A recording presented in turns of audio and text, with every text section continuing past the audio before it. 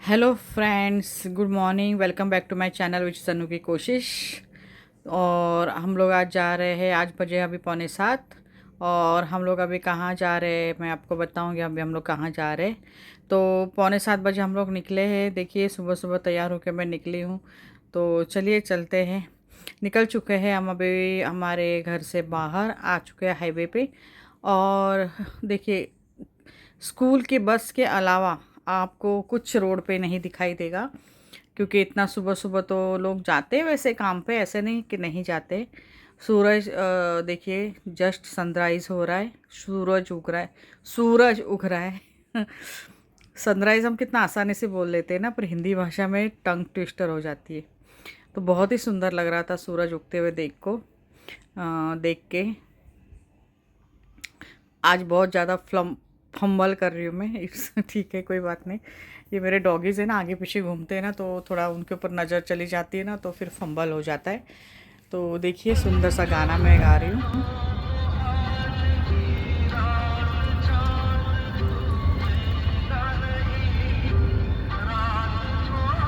अभी जस्ट सुबह हो गई है और रात का गाना आ गया था रेडियो पे, तो बस मैं वही गा रही थी।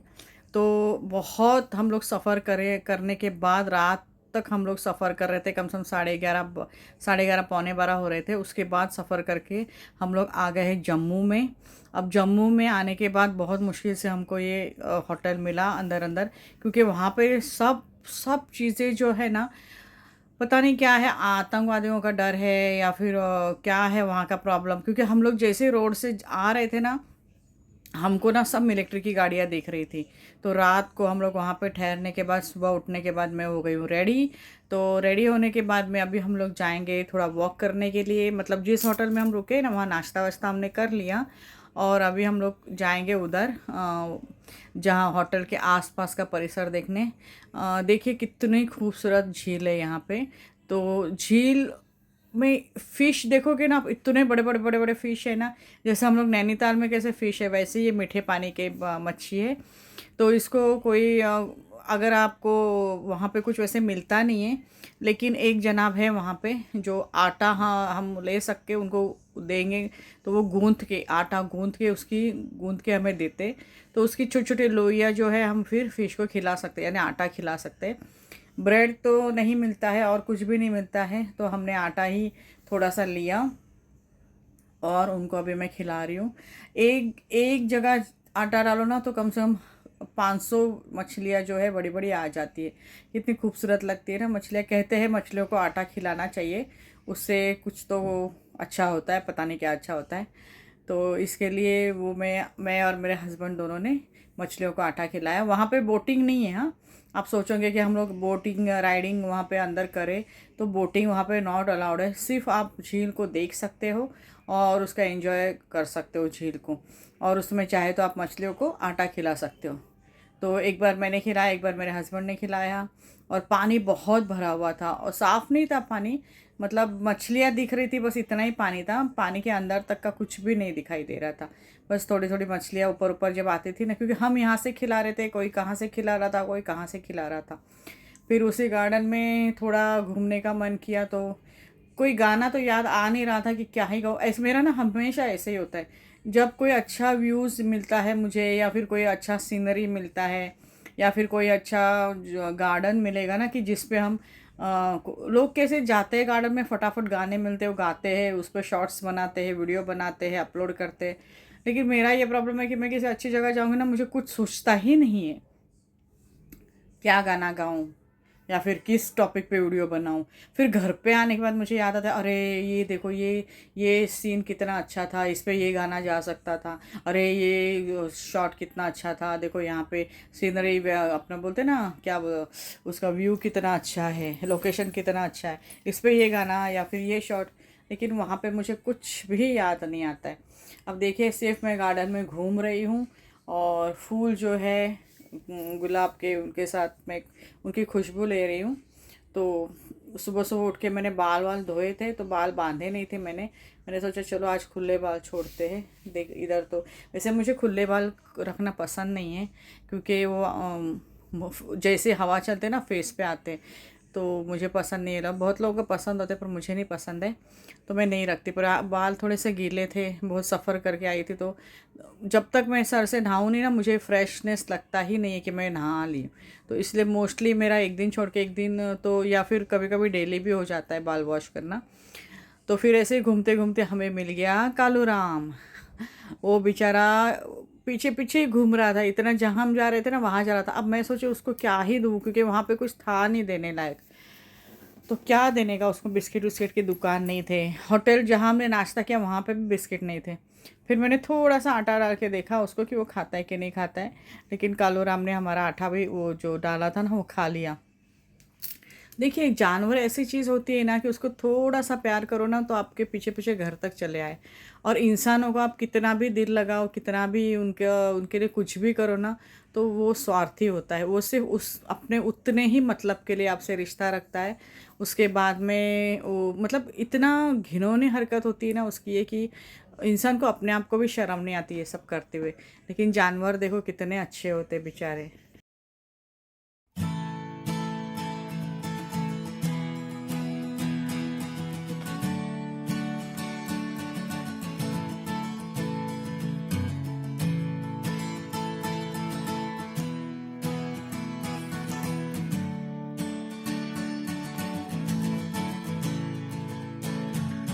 तो वहाँ से निकलने के बाद देखिए कितना सुहाना सफ़र है ये, बहुत अच्छा लगता है। एक तो ये जम्मू कश्मीर एरिया है, और जम्मू जम्मू से निकले हैं, कश्मीर में पहुँचे नहीं हैं, उनके बीच का एरिया ये। इतनी पहाड़ी है, इतना पहाड़ है और सुंदर सा नज़ारा है, ग्रीनरी है। और ये जो आपको धूप दिख रही है ना, वो धूप बिल्कुल भी अपने को नहीं चुभती। आप कार से बाहर उतरोगे ना तो इतना ठंडा ठंडा लगता है ना, जैसे कार में एसी है ना वैसे ही बाहर भी कुदरत ने एसी चालू करके रखा हुआ है। तो इसलिए वहाँ के कुत्ते, उनके बाल और गाय, जो भी वहाँ के जो रहते हैं ना नील गाय जानवर, इतने उनके बॉडी पे बाल बाल रहते हैं ना, बहुत अच्छा लगता है। बहुत अच्छा मौसम है। हम लोग थोड़ी देर एक जगह फिर उतरे, थोड़ा वहाँ पे चाय नाश्ता किया, तो वो मैंने शूट नहीं किया। और फिर वापस से हम लोग हमारे सफ़र पे निकल गए। और वहाँ पे छोटे छोटे मंदिर भी बहुत ज़्यादा है, वो भी देखने में बहुत अच्छा लगता है।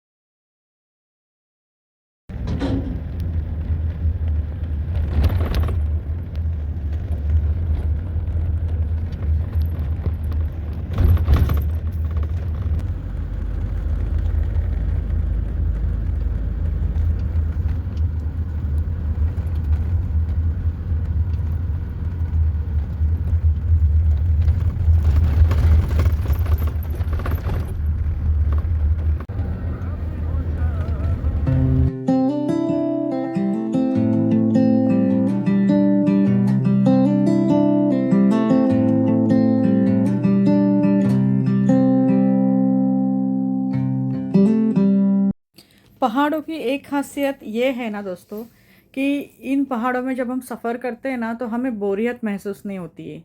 जैसे हम मुंबई सिटी में या फिर बेंगलोर सिटी में कहीं और सिटी में सफ़र करते हैं ना, तो वहाँ पे कैसे थोड़ा सफ़र करने के बाद बोरियत महसूस होती है, गर्मी महसूस होती है, बाहर निकलने का दिल नहीं करता है। लेकिन यहाँ पे देखिए, पहाड़ों में ना आप कितना भी सफ़र करो, जो आपका सफ़र 2 घंटे का हो, 4 घंटे का हो या 8-10 घंटे का हो, आपको बोरियत महसूस नहीं होती।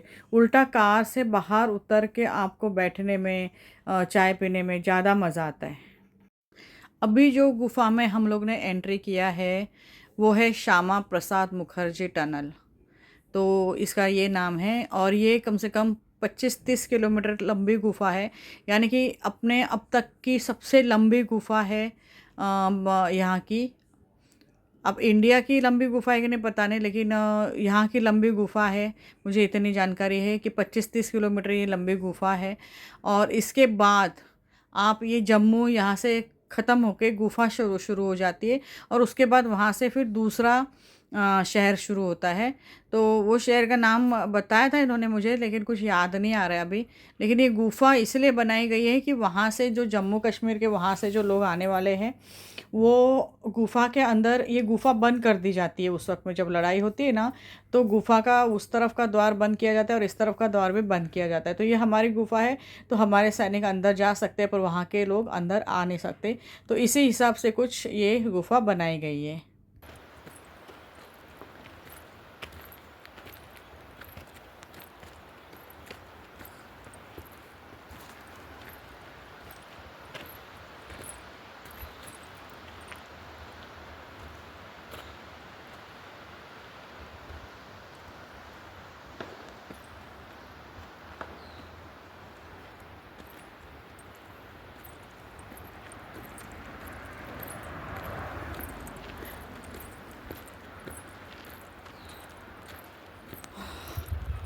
कितना खाली-खाली लगता है ना। उसके बाद में हम लोग जम्मू में एक मेरे हस्बैंड के दोस्त का घर है, उसके घर पे आए थे हम लोग। तो वो मंदिर में उनके एकदम घर के बगल में ये बड़ा सा मंदिर है। इसकी खासियत ये है ना कि इसमें जितनी भी मूर्तियाँ हैं ना, ये या तो पीतल की बनी हुई है, एक एक का वज़न कम से 100-100 150-150 किलो है, या तो पंचधातु की बनी हुई है, और बहुत बड़ी बड़ी मूर्तियाँ है ये। तो बहुत अच्छा लगा इस मंदिर में घूम के। और ये देखिए यहाँ कान्हा जी का झूला था, तो कहते हैं कि कान्हा जी का झूला जहाँ हो वहाँ पे थोड़ा उनको झोंका देना चाहिए, तो इस हिसाब से हमने दे दिया। और वहाँ पे मिला हमको आपने पीछे देखा था कि हमको कालू मिल गया था, अभी यहाँ पे मिल गया है सफ़ेद। तो इसको वाइटी नाम मैंने दिया है।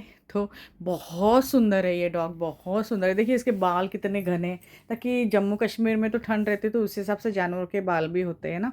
तो बाल बहुत अच्छे थे, लेकिन बेचारे को खुजली हो रही थी, और मेरे पास उस वक्त खुजली की दवा थी नहीं। लेकिन फिर भी ये कितना प्यारा, कितना सॉफ्ट था। क्या उसको किसने छोड़ा, या फिर वहीं का पैदाइश है, पता नहीं। लेकिन इसकी आंखें आप देखोगे ना, एकदम ब्लू ग्रीन ऐसी कलर की इसकी आंखें, देखो कितनी सुंदर है। एकदम फॉरेनर लग रहा था। तो मैंने मेरे बच्चों को वीडियो भेजा, मेरे बच्चे बोलते लेके आना चाहिए था ना मम्मी। बताओ, ऑलरेडी घर में हमारे 4 कुत्ते, हाँ उसके ऊपर से और एक लेके आओ, तो मतलब एकदम कैनल ही हो जाएगा। नहीं, अगर मेरे पास बहुत बड़ा बंगला होता ना, तो मैं काश ले भी आती, क्योंकि मुझे बहुत अच्छे लगते हैं। छोड़ के आने का इन लोग को दिल नहीं करता, इतने प्यारे होते हैं ये।